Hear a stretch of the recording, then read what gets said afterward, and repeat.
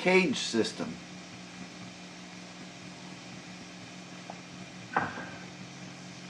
Hopefully by now you've learned all the open chords that you need to know. E minor, E major, G, A major, C, D, D minor. And hopefully you've learned the notes on the bottom string of the guitar. E, F, F sharp, G, A, B, C, D, and then back to our octave.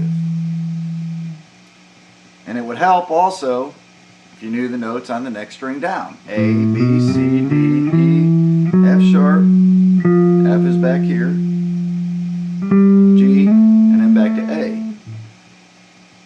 That's cool enough, right? Well, if you got that far, then you've actually got a secret string that you've already learned, which is your bottom E. It's the same as a top E. E, G, A, B, C, D, E. Now if you've learned all that already, then you're more or less ready for this. Your third, actually, let me back step here a second. Your third string, the D string, is pretty easy to know the names of the notes on those strings as well, because if you work right, so you got D, E, and F. Once you get that far, it's easy, because then you can just put your finger back as an octave, and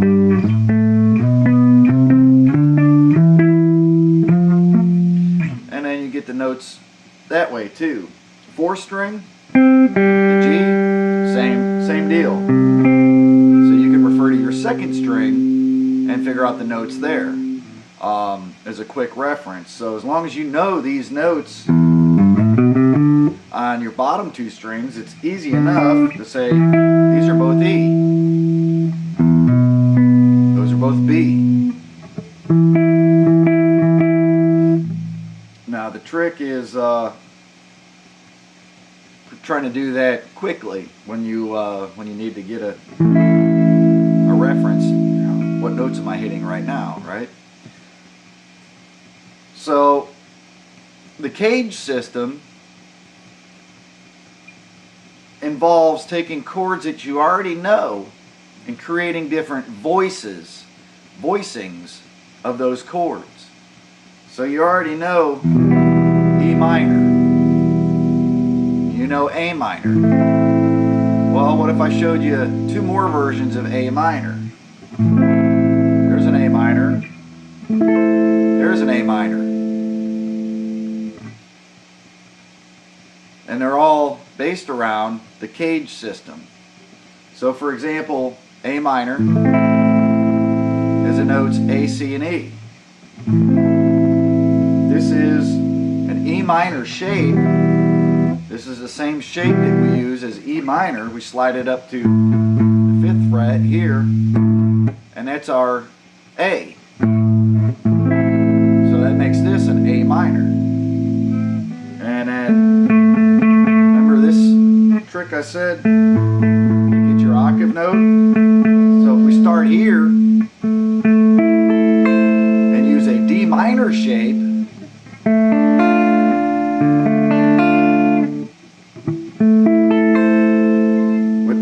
is our root, B, C, and we end up with an octave of the A string, so it's A, B, A, and C. We still get an A minor, but we get a completely different voice. This is handy for a couple reasons. One, say you want to do a solo around this region of the neck, or any region of the neck for that matter. What you can do is say we're going to do a solo over an A minor chord. Well, now you can do your solo based around this position of the neck, knowing that these notes are in that chord, and you know that you're going to sound awesome because you could outline in your solo, you can outline the notes of that chord,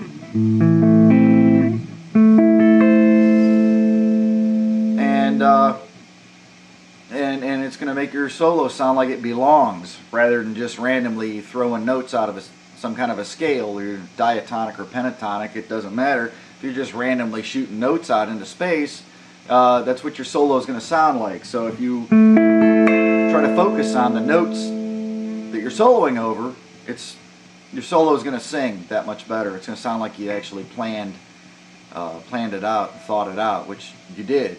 So we have our C shape, open C chord. We can slide that all the way up to here, which we know that on the A string, A, B, C, D, E, F sharp, we know that right here is a G. So that's a G chord right here. Same notes. Same notes as what's in our regular G chord. G major, G major. Different voicing. So this is really cool. Like I said, if you were doing a rhythm or an accompaniment with another guitar player, and he's or she is sitting there just strumming along or picking out, you know, a couple notes on a G, you can play this over the top. And it's gonna, the music's gonna sound a lot more full. Or say they're doing a G for a melody, and you want to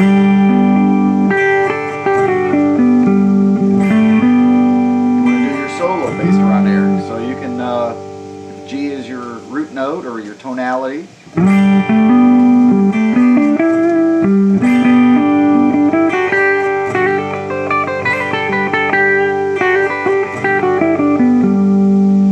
you can do that, and or you can pull out a couple chords or a couple notes at a time.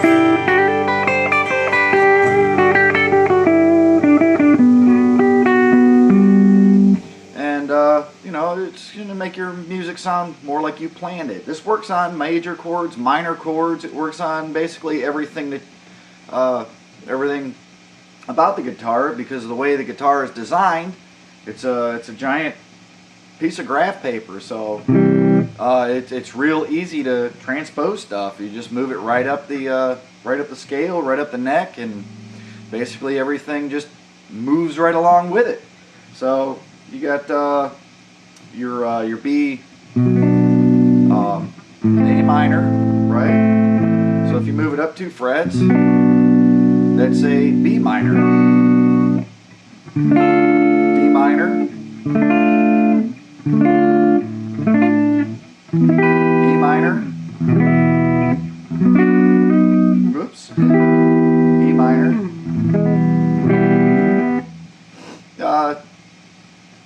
So I guess the main thing to pull away from this, or the main thing to practice, would be to know 3 or 4 different positions or voicings of the same chords. So when you are jamming with somebody and they start doing a progression, and they go G, A, and then D, that's easy enough. You could go to G, A, and then D, which is our G bass, our G form. Slide it up to the 10th fret on the E string, and as long as you don't run out of fingers, that's a D chord. You don't have to play the whole thing. You can play the bottom half. It's really that simple. E minor, E major. Alright, you can put that anywhere on the neck and make it a major chord. And it's that much easier, that much faster. Now the only trick is to know whatever you're starting with, you have to end up with. For example, you can't have an A minor and then come over here and do an A major. That's just not going to mesh. It ain't going to gel. So whatever tonality or whatever your primary chord is, your secondary voicing needs to be the same. So if you're dealing with a minor, then when you come over and do something else, you know, that's going to have to be a minor as well. So A major, you're going to make that C, you're going to make it sharp. So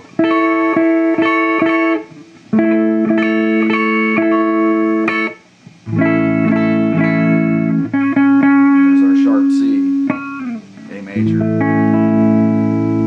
So learn different progressions and learn different learn the different chords, and then learn the different voicings for those chords all the way up the neck. And like I said, when you start to solo, you really don't even have to know the scales. You could just use the notes in the chord and construct your solo that way.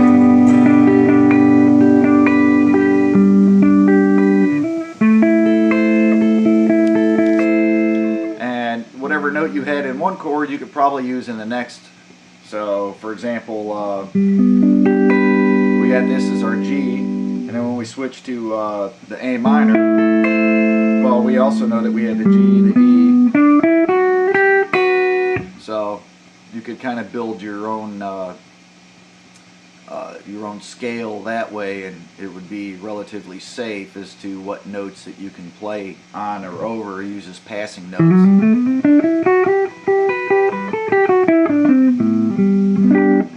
And I hope that clears up what the CAGED system is all about. It's just basically moving the chords around on the neck of the guitar to now. Key things to remember, like I said, if you're dealing with a major sounding or a major shape, when you slide it around, it's always going to be a major shape. Same with a minor, it's going to be a minor shape. So when you do your alternate voicings, you don't want to play a major shape over a minor sounding chord. It's, like I said, that's just not going to gel. Other than that, you could even do harmonies that way. Experiment around with that. And until then, you're not going to learn guitar watching these videos. You need to get out there and play.